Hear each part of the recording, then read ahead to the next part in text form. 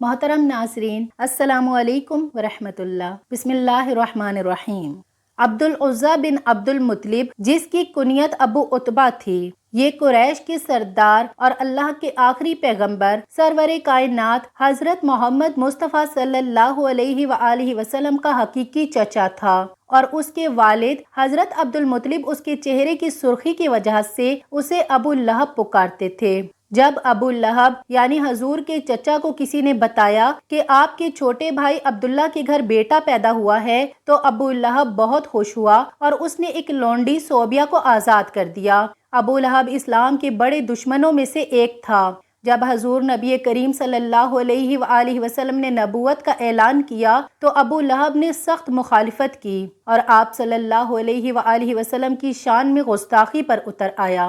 جب خدا کی طرف سے رشتہ داروں کو دین کی دعوت کا حکم ہوا تو آپ صلی اللہ علیہ وآلہ وسلم نے کوہ صفا پر چڑھ کر قریش والوں کو پکارا۔ جب سارے اکٹھے ہوئے تو حضور اقدس نے فرمایا کہ اگر میں آپ کو کہوں کہ اس پہاڑی کے پیچھے سے ایک لشکر تم پر حملہ کرنے والا ہے تو کیا تم میری بات کا یقین کر لو گے؟ تو سب نے کہا کہ جی ہاں، ہم یقین کر لیں گے، کیونکہ آپ نے ہمیشہ ہی سچ بولا ہے۔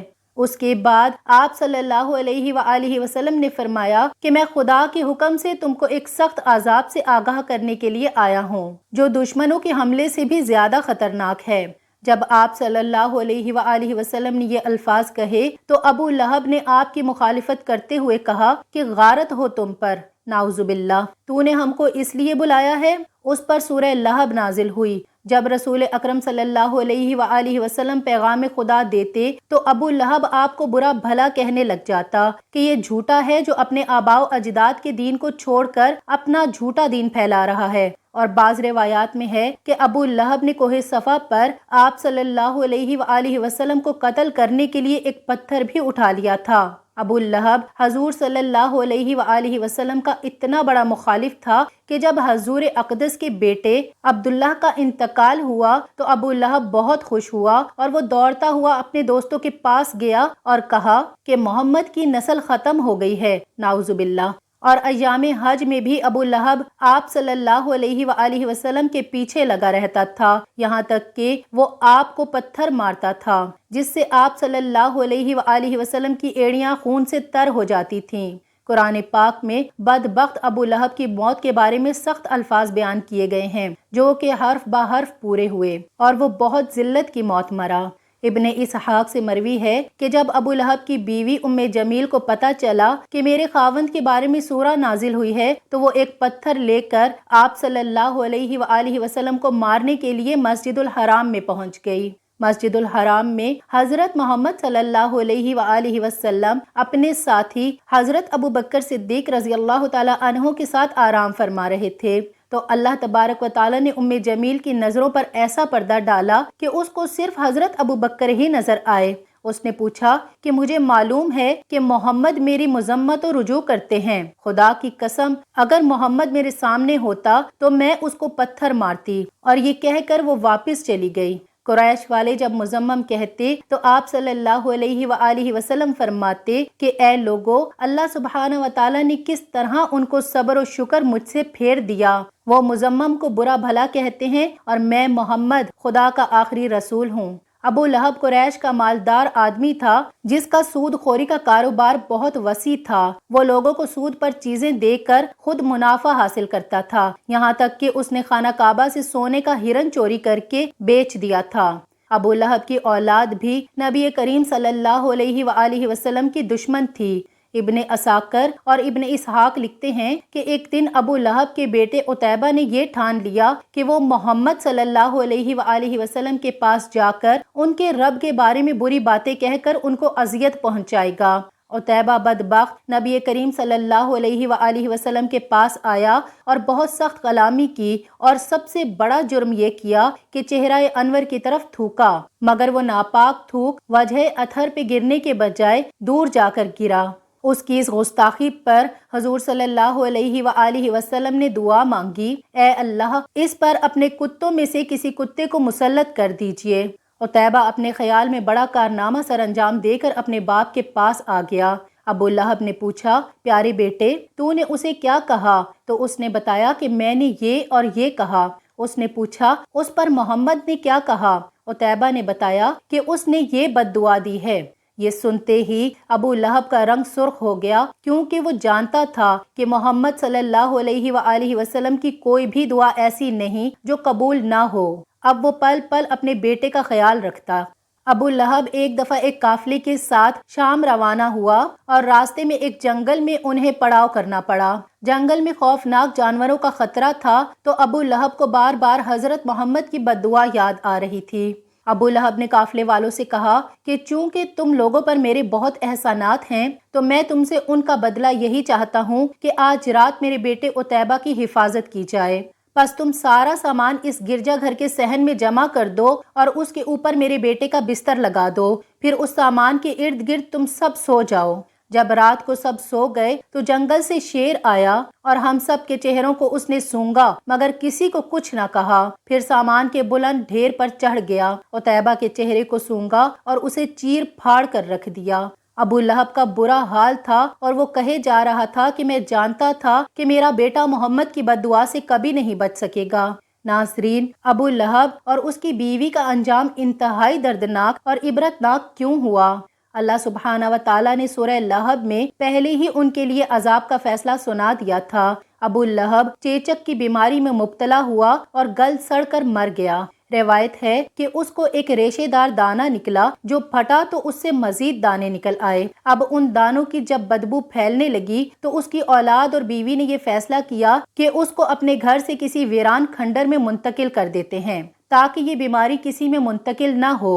اسی بیماری اور بدبو میں 7 دن رہنے کے بعد ابو لہب جہنم واصل ہوا اور اس کی لاش 3 دن تک پڑی رہی۔ کوئی اس کے قریب نہ بھٹکتا تھا۔ لوگوں کو ڈر تھا کہ جو قریب جائے گا اسے چھوت کی وہی بیماری لگ جائے گی جس سے وہ مرا ہے۔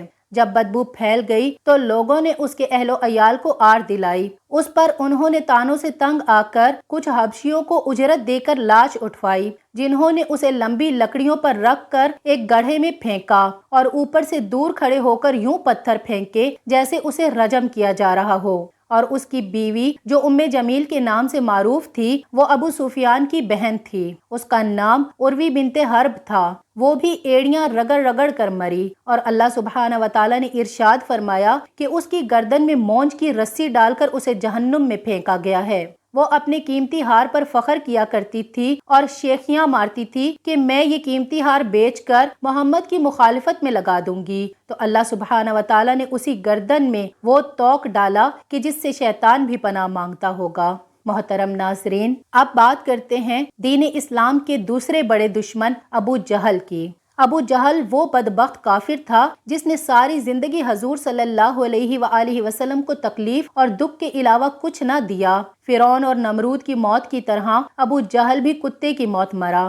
حضرت عبد الرحمن بن عوف رضی اللہ تعالیٰ عنہ سے مروی ہے کہ جب جنگ بدر کا میدان لگا ہوا تھا کہ معاذ اور معوذ رضی اللہ تعالیٰ عنہ میرے پاس آئے اور انہوں نے مجھ سے دریافت کیا کہ چچا جان، ان لوگوں میں سے ابو جہل کون ہے؟ تو میں نے ہاتھ کا اشارہ کرتے ہوئے ان کو بتایا کہ وہ ابو جہل ہے۔ انہوں نے کہا کہ چچا، اس ظالم نے ہمارے نبی صلی اللہ علیہ وآلہ وسلم کو بہت ہی دکھ اور تکلیف پہنچائی ہیں، اس لیے ہم ابو جہل کو نہیں چھوڑیں گے۔ عبد الرحمن بن عوف رضی اللہ تعالیٰ عنہ فرماتے ہیں کہ جو ہی میں نے ان بچوں کو ابو جہل کا بتایا تو وہ بچے بجلی کی رفتار کے ساتھ ابو جہل کی طرف بھاگے، اور انہوں نے ابو جہل پر ایک زوردار ضرب لگائی، اور ان کی پہلی ہی ضرب سے ابو جہل اونٹ سے نیچے گر گیا۔ پھر معاذ اور معوذ رضی اللہ تعالیٰ عنہ نے ابو جہل کے پاؤں پر تلوار کا وار کر کے اس کا پاؤں ہی ٹانگ سے الگ کر دیا، اور حضرت معاذ رضی اللہ تعالیٰ عنہ بیان کرتے ہیں کہ یہ سب کچھ ابو جہل کا بیٹا اکرمہ دیکھ رہا تھا۔ اکرمہ نے وار کر کے میرے بازو کو کاٹ دیا اور میرا بازو کندھے سے لٹک رہا تھا۔ حضرت معاذ فرماتے ہیں کہ پھر میں لٹکتے ہوئے بازو کے ساتھ بھی بڑی تیزی کے ساتھ لڑ رہا تھا۔ جب بازو نے مجھے بہت ہی زیادہ تنگ کرنا شروع کیا تو میں نے بازو کو اپنے پاؤں کے نیچے رکھا اور زور لگا کر بازو کو اپنے تن سے جدا کر دیا۔ حضرت معاذ رضی اللہ تعالی عنہ سے مروی ہے کہ میں نے موقع پر ابو جہل پر پھر وار کیا جس سے ابو جہل کے جسم سے خون کے فوارے جاری ہو گئے۔ ابو جہل کو موت کے گھاٹ اتار کر یہ دونوں بچے رسول اللہ صلی اللہ علیہ وآلہ وسلم کے پاس جا کر عرض کرنے لگے، یا رسول اللہ، ہم ظالم ابو جہل کو قتل کر آئے ہیں۔ تبری میں بیان کیا گیا ہے کہ ابو جہل ابھی قتل نہیں ہوا تھا بلکہ وہ درد سے چلا رہا تھا اور تڑپ تڑپ کر درد سے چلاتے ہوئے موت کا انتظار کر رہا تھا۔ جب جنگ بدر ختم ہوئی تو رسول اللہ صلی اللہ علیہ وآلہ وسلم نے تمام صحابہ کرام رضوان اللہ علیہم اجمعین کو حکم جاری کیا کہ ابو جہل کو تلاش کیا جائے۔ تمام صحابہ کرام ابو جہل کی تلاش میں مگن ہو گئے۔ حضرت عبداللہ بن مسعود رضی اللہ تعالی عنہ بھی ان میں شامل تھے۔ حضرت محمد مصطفیٰ صلی اللہ علیہ وآلہ وسلم نے تمام صحابہ کرام کو ابو جہل کی ایک نشانی بتائی تھی کہ ابو جہل کے گھٹنے پر نشان ہوگا۔ صحابہ کرام نے عرض کی کہ یا رسول اللہ، ابو جہل کے گھٹنے پر نشان کس طرح آیا تھا؟ تو رسول اللہ نے فرمایا کہ ایک دفعہ میں اور ابو جہل عبداللہ بن جدعان کے گھر پر دعوت میں شامل تھے۔ اس وقت تمہاری عمریں بہت ہی چھوٹی تھیں۔ ہم دونوں میں کسی بات کو لے کر لڑائی ہوئی تو میں نے ابو جہل کو زور سے دھکا دیا تھا جس کی وجہ سے ابو جہل زمین پر گر پڑا۔ ابو جہل کے گھٹنے پر گہرا زخم آ گیا۔ وہ زخم تو ٹھیک ہو گیا تھا لیکن اس کا نشان آج بھی ہے۔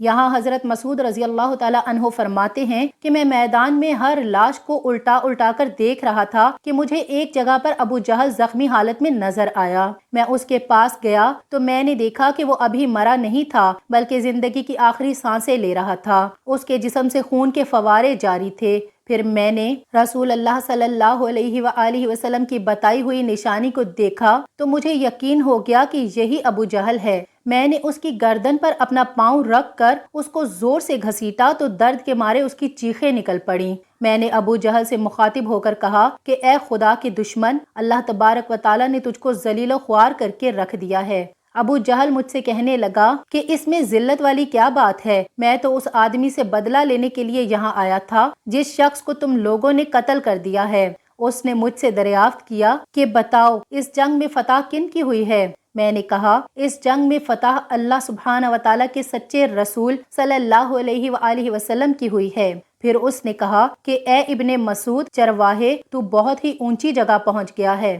دوسرا قول یہ بیان کیا جاتا ہے کہ حضرت عبداللہ بن مسعود رضی اللہ تعالی عنہ نے بیان کیا ہے کہ میں نے ابو جہل سے کہا کہ تیرا قاتل میں ہوں، تو ابو جہل نے کہا کہ نہیں، تجھ سے پہلے مجھے کوئی اور قتل کر گیا ہے۔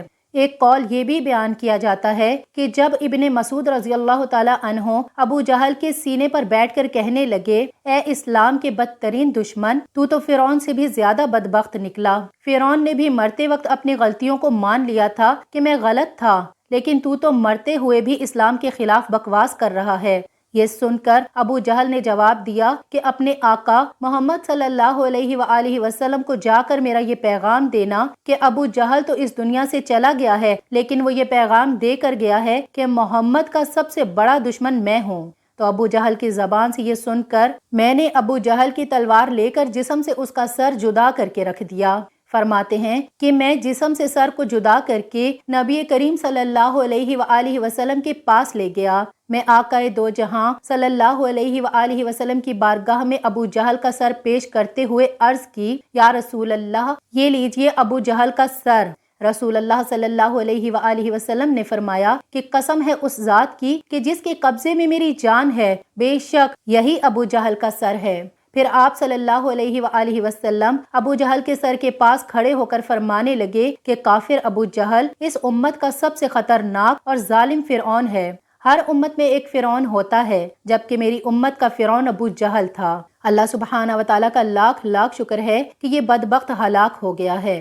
روایت میں اس طرح سے بیان کیا گیا ہے کہ رسول اللہ صلی اللہ علیہ وآلہ وسلم نے شکرانے کے نفل ادا کیے اور رسول اقدس کے فرمانے پر ابو جہل کی لاش اور اس کا سر اور قریش کے 24 سرداروں کو ایک کنویں میں پھینک دیا گیا، اور اس کے بعد رسول اللہ 3 دن میدان بدر میں رہے اور جاتے ہوئے اس کنویں پر بھی گئے جہاں کفار مکہ کی لاشیں پھینکی گئی تھیں۔ आकाए करीम सल्लल्लाहु अलैहि वआलिहि वसल्लम ने कुएं पर खड़े होकर कत्ल होने वालों को ये फरमाया कि ए कुएं में फेंके गई लाशों, क्या तुमने अल्लाह सुब्हाना व तआला के वादे को पूरा होते हुए पा लिया? अल्लाह सुब्हाना व तआला का वादा सच साबित हो गया है। हजरत अनस रज़ी अल्लाह तआला अन्हो से मरवी है कि रसूल अल्लाह सल्लल्लाहु अलैहि वआलिहि वसल्लम ने आधी रात के वक्त उन तमाम लाशों के नाम लेकर फरमाया, ए अबू जहल बिन हश्शाम, ए उतबा बिन रबिया। इस तरह हुजूर अक़दस ने सब कुएं में फेंकी गई लाशों के नाम लेते हुए फरमाया कि क्या तुमने रब कायनात का वादा पूरा होते हुए देख लिया है? क्या तुमने अपने खुदाओं बुतों का वादा सच पाया? मेरे खुदा ने जो मुझसे वादा किया था वो सच साबित हो गया है। उस पर सहाबा ने पूछा कि या रसूल अल्लाह, आप लाशों से बातें कर रहे हैं? तो हजूर नबी करीम सल्लल्लाहु अलैहि वआलिहि वसल्लम ने फरमाया कि जो बातें मैं उनसे कर रहा हूँ तुम उन लाशों से ज्यादा नहीं सुनते हो। बस ये लाशें बोल नहीं सकती, सब कुछ सुन रही हैं। इमाम तिबरी लिखते हैं कि मोहम्मद बिन इसहाक बयान करते हैं कि बाज़ उलमाए कराम ने ये बात बयान करते हुए कहा है कि तुम लोगों ने मुझसे दुश्मनी की, बल्कि दूसरे लोगों ने मुझसे दोस्ती की।